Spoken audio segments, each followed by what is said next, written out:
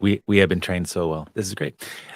Welcome back to Stormwatch, everyone. Before I introduce the co-host, if there's new folks to this, you probably know what it is if you're here. But if not, this is a bunch of cool people at Grey Noise and me getting together to talk about what's happening in the world of vulnerabilities, exploits, Grey Noise, attacker activity, all the cool stuff that's happened and may happen going forward. So I'm Bybertus. I'm VP of something here at Grey Noise. And today we have, as usual, Kimber. Welcome, Kimber. Could you tell everyone who you are and what you do?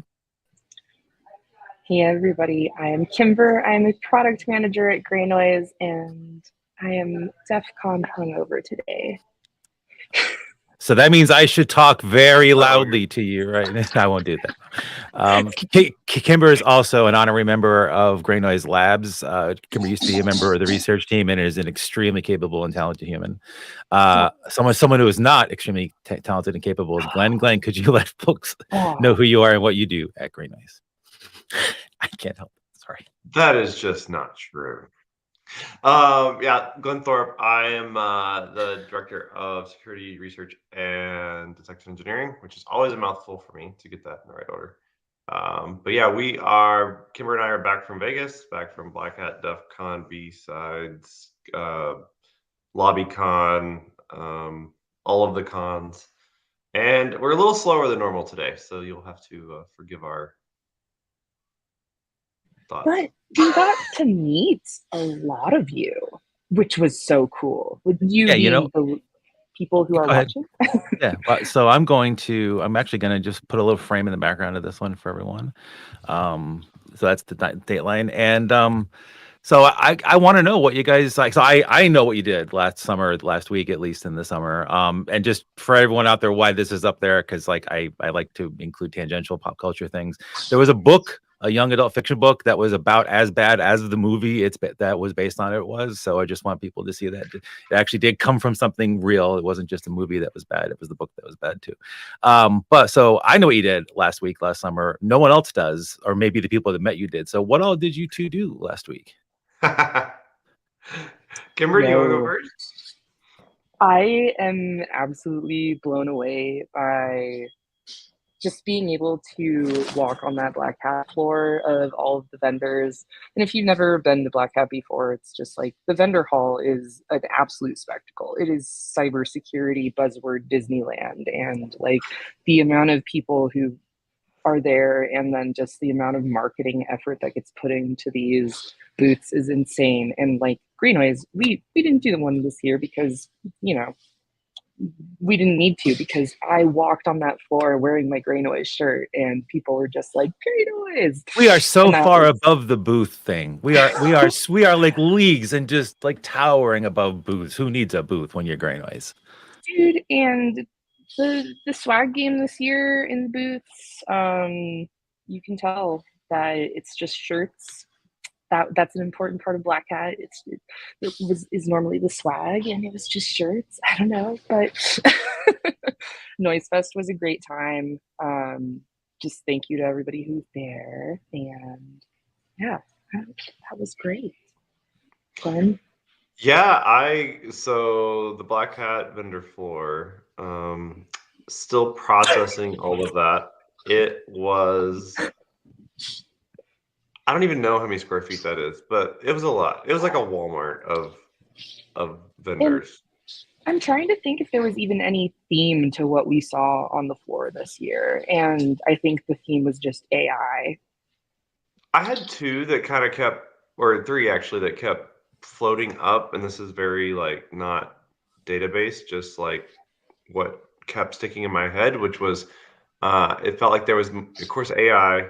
And then it seemed like there was more for API and supply chain. Those kept kind of showing up a lot more, especially in like the startup area or the startup village or whatever that area is called.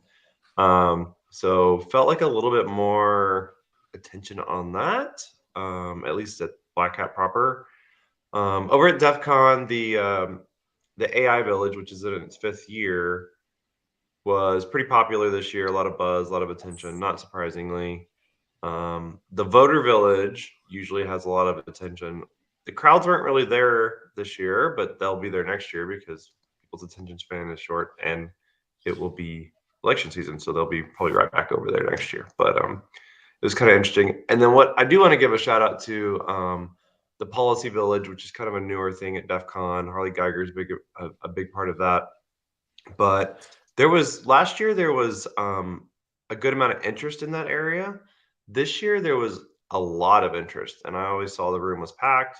People were waiting outside to get in, and lots of conversations in and outside of that area. So I do love the fact that it feels like there is some momentum building for getting involved and actually like protecting our culture and our community and the researchers that do this work, and making paths forward to do this more responsibly and quote safely. So that was pretty cool. If I can actually, and I have not actually, this is my first time syncing up with both of these two since they got back. And I think you both got back like literally hours ago. So it's amazing that you're even doing this today. So thank you for braving the storm watch today. If there's any enterprise dwellers present in our feed watching this, I will use some language for them. Can we double click a bit on that? The API, but maybe not that, but maybe more on the supply chain one. Was it SBOM focused, or was it just knowing what you got? Because that actually makes me really happy. Like I don't go to this Vegas thing. I try not to go to Vegas ever, and I don't like to go to the HackerCons. But I'm glad that something that, I mean, it is boring. Let's face it, API and that kind of boring stuff, but it's really important. I'm really happy it was there. Like, what kind of supply chain was like there? Did you get a chance to actually go to any of those in a more depth way? Because I know you all were doing a lot of things last week. Yeah, I didn't get to really dig into to it enough to get like a lower level theme. But what was noticeable to me was, and last year I did not. To be frank, I didn't walk the Black Hat vendor floor last year, so like maybe this is not completely new. But before that, it just wasn't a theme that was on vendors, like big boards or their banners or their tablecloths or whatever. But I did see a lot of, a handful of shirts that said S-bomb. So I'm not sure where that was from, Awesome. but people walk around with S-bomb shirts. I know Sissa, of course, is cheering on S-bomb right now, but it was just seeing the banners of companies that, like, no offense, that I'm not familiar with yet, but and the things they do, like top levels, it would say like API, security API, or it would say supply chain, visibility and stuff like that. So it's at least moved towards the, top, 1 to 5 bullet points elevator pitch of what these companies do. But I will say it did feel more on the startup-y side, because the hall is divided up into booth size basically. So like, the legacy players have the bigger spaces. The smaller startups have a table in a corner. And as you kind of get down to that, like, you were seeing more API, more supply chain. So I would expect as we go forward the next year or two, those will be able to be more visible and get more attention. So it did feel a little positive in that aspect. We will see.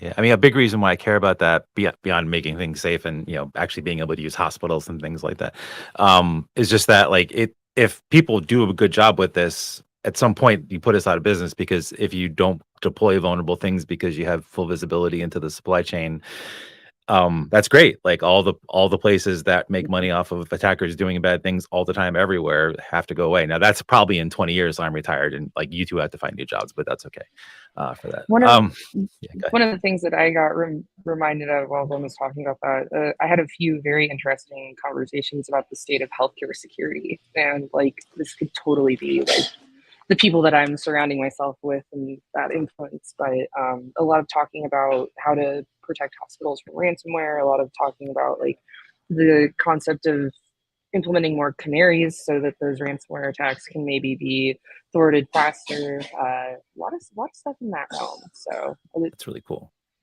that was very interesting. And lastly, yeah, I'll just call out, like, had some great conversations with some partners, Jeremy at Trinity Cyber, and we had some meetings with our partners with Tenable, like, lots of hallway conversations, lots of planned and unplanned conversations, and it was super great to, as usual, to, the best part of all of these things is definitely not the planned activities. It's, running into people and getting to be able to talk about certain topics or meet people that you work with all the time, but never, like Kimber and I actually never met face to face till last week, so that was fun.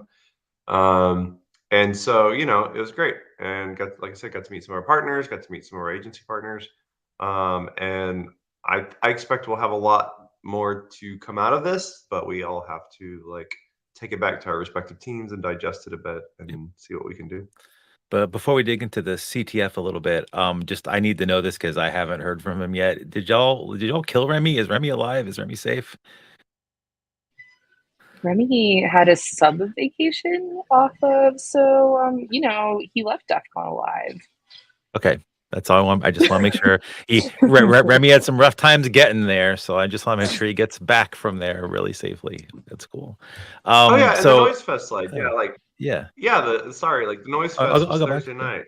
Yeah, Oh yeah, that was amazing. Like we had That- a great attendance. It was completely under control the whole time. And that sounds like I'm covering it up, but no, it was really, no, it it was really was. wonderful.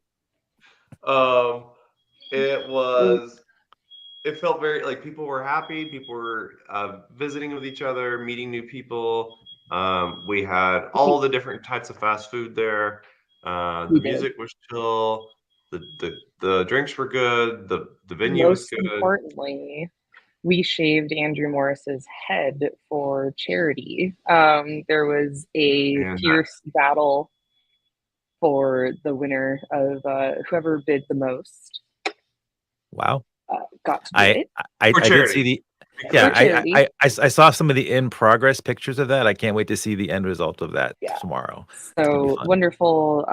That money is going towards EFF and charity based out of the DC area called Comfort Cases, which provides luggage, bags, backpacks for children in foster care to carry their Awesome. belongings around. Yeah. That was awesome. So the CTF also happened as well last week, and we're not going to announce winners or anything right now. But Ashley showed us this epic, cool, obsidian. Like I think it actually has some special powers too. I don't know. Award that we're sending out to the top 3 folks, and I believe you guys are just tallying up the final results so we can let them know they won. Is that right? Yes. We are doing some calculations. We are seeing who did things the fastest. We are validating because there's a Trust but verify. pretty epic battle for first place that happened, and I want to make sure that we give that story justice and not the DEF CON hungover version of it, but yeah. Did like just as a like do you and if you don't know the answer that's fine too, because again we didn't stage any of this. I'm just curious, like how fast was like some of the faster ones did this in? Because like some of the challenges were fairly straightforward. I'm not gonna use the word easy because it's PCAPs, so nothing's easy with PCAPs, but they were straightforward, but some weren't. And I'm just curious, like how quickly did folks do this in? Most people were able to do it in under 2 days, which is Nice. good. That's great. That's very fast. I expected people to be kind of fast. There were a couple of really trolly challenges put forth, and one of the really interesting ones, and obviously we're going to probably do like a full recap vlog on this. There were a couple of challenges where it wasn't necessarily the PCAP, but some really interesting artifacts of the PCAP, like the name of the person who holds the patent for Microsoft Messaging Queue protocol. Nice. Yes. So just things like that require a little bit of depth and research, and including that very special bonus challenge of finding some very interesting PCAPs. Yes. Very Oh cool. my God. I want to info dump about all of this like crazy shit that happened behind the scenes on the CTF. But You know We what? So must wait. beyond the blog, we're gonna have to get some folks who are in the CTF on one of these shows, and maybe even dedicate Hmm. a non-Monday show to doing this too, because I think it's like I loved the challenges. I loved the effort and the way we talked about this before, but the team put in such great effort on designing these. They were just brilliant. Like the team is just amazing here, and I was hoping to actually see people go through these things, but I would love to see their reactions afterwards too. So like I am looking forward to being able to talk to them and get more info on what actually went down. Yeah. Um, I'd also so like to oh yeah, just good. have, I was going to say, I'd like to just have it open for a little bit longer. I haven't done this yet, but just maybe spin it up for people to go through those challenges on their own in a non-CTF environment when we release that blog. Oh wow, yeah, that's a great idea. Yeah, just let people trawl through those PCAPs because it's good to be familiar with them. PCAPs. I mean, maybe hold another, maybe have it be a whole CTF, so someone else could get this beautiful. Like there, wait, there it is, that beautiful It's orb so right there. beautiful. Or that's not an orb, but whatever. So while y'all were goofing off hard at work last week, the real world did not rest, and we did not rest here back at the virtual office. There are 3 new tags out last week. One is for paper cut path traversal RCE scanner. One is for Apache Shenyu admin auth bypass attempt. I'm saying those 2 first because we're going to just poke at those a little more in a minute. And GPT bot. It turns out that our AI, LLM, GPT overlords, at least one of them bothered to release, hey, how they do all their scanning, because they are actively scanning now. They're grabbing their own content. I mean, stealing their own content. I mean, whatever, from everybody out there. And if you drop us a note if you're curious about like how to block that, or you can just look for the IP addresses in there. It's probably going to be in our Riot database soon. We're making a couple decisions about whether we're going to put it into Riot, the thing that just tags what goes on out there. But I wanted to bring up the Papercut and Apache because they both have this this singular IP address in common. Like this was the thing that was pretty much tapping both of those. We saw activity for these last week.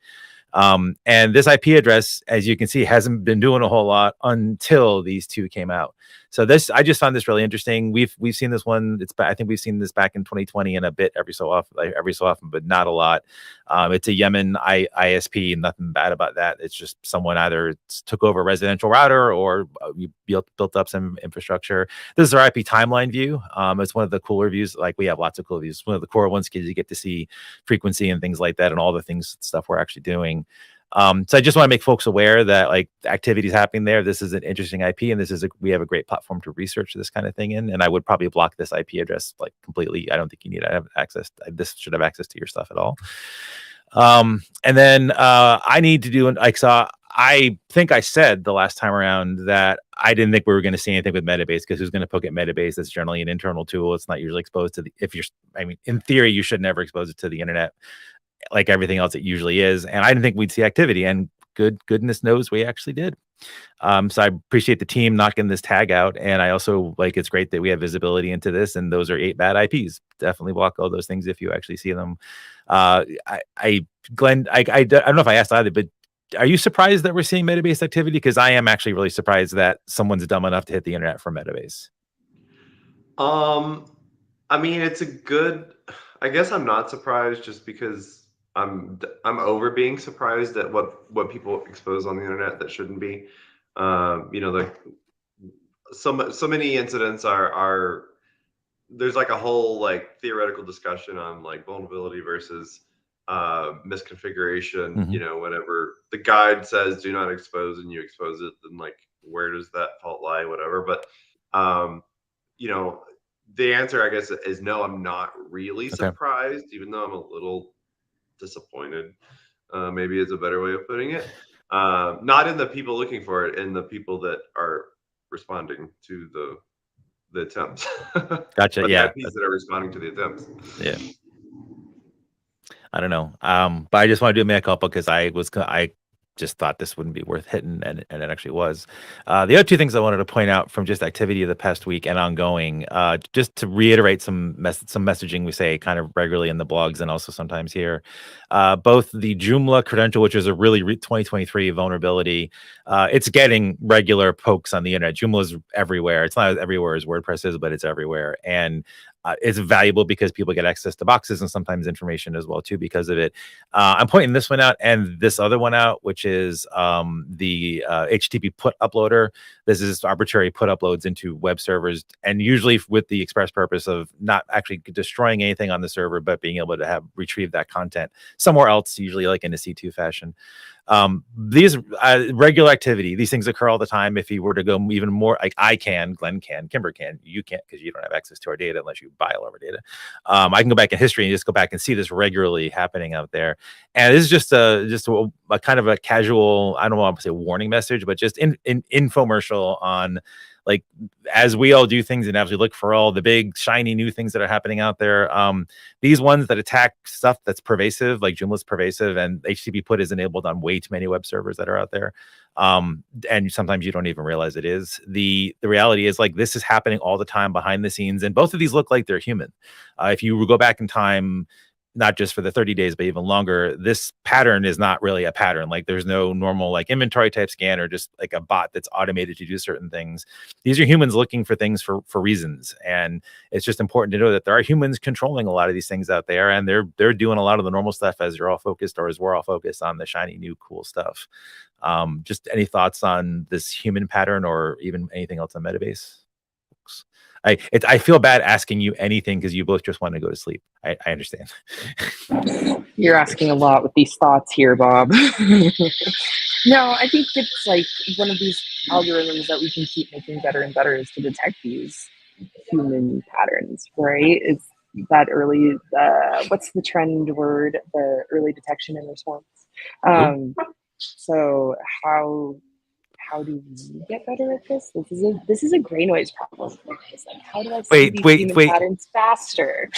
Kimber, I swear, if Gartner uses early detection and response to make new product names for people next year, I'm blaming you. I'm 100% blaming you. Please, because like, oh my, I would just love something. I think originally we've always talked about doing that like internet weather report. Yeah. So I guarantee that like we'll see some other interesting clusters with this. Like this is not all those IP addresses they're doing, right? That's like correct. I think that's the most interesting thing about it is what else are they doing? What other interesting things can we glean from like the infrastructure that they're using? And what does that infrastructure indicate to us? Like, is it a recent wave of like somebody who's spun up some stuff on DigitalOcean, or is it like a new Mirai variant being owned by somebody who wants to do something silly with searching? You know, that's. And we might find out the opportunity. answer like with time as people continue and we start correlating. That's true. You know. As some of the new stuff kicks out later this Yeah, year. it's always kind of that question of like sometimes we see things and yet they're unknown things. So since they're unknown, we don't know. So we dig into it. But like sometimes it takes a little bit for the picture to become clearer. And this certainly has an indicator of eyebrow raising and continue to watch. Something is definitely happening. Actually, something's happening at Gray Noise as well. We're always I love having someone from product on who also is someone from as a labs. I remember because we have constantly new cool things coming out, and one of the new cool things is being able to not just alert on like IP ranges or stuff, but you can alert on tags now. So you can actually do we can quit the Stormwatch because you guys can just be your own Stormwatch now for tags that you want to see. This is an example from an email that I get every day about the F5 Big IP I control RCE. I too appreciate the F5 Big IP vulns and exploits as Kimber does. So I set this one up so I could see that, and I'm getting and it also happens a lot. So it's a cool thing I get to see all the time. So this is something I would encourage folks to set up and also give feedback on. We have a great feedback process for this. You just scroll to the bottom of the email and you'll have the ability to give us some feedback on what you might want to see improved. Have either of you had a chance to? You were all really, really engaged last week, so probably not. But have you had a chance to play with this feature yet? Cool. I'm first.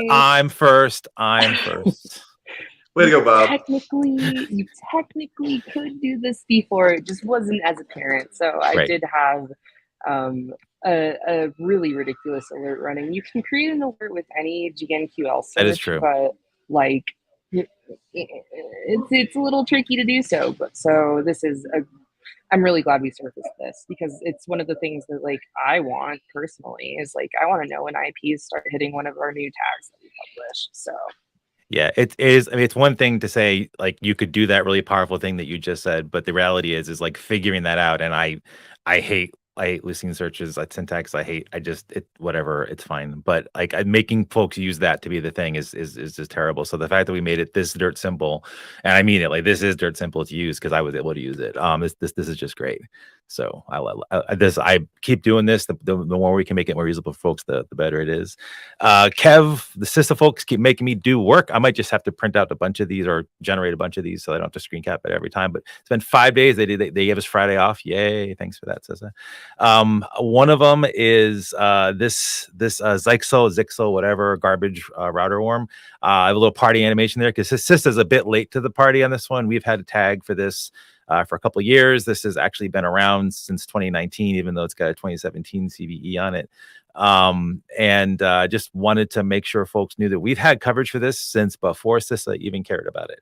So you were protected as a gray noise customer or user if you did that. So good on us. And I'm sorry, I apologize for poking at CISA no, if you are watching, but I apologize because no, they do really good work. Like also, for a long yeah. Look, I don't think people know this, but SZA knows how to party.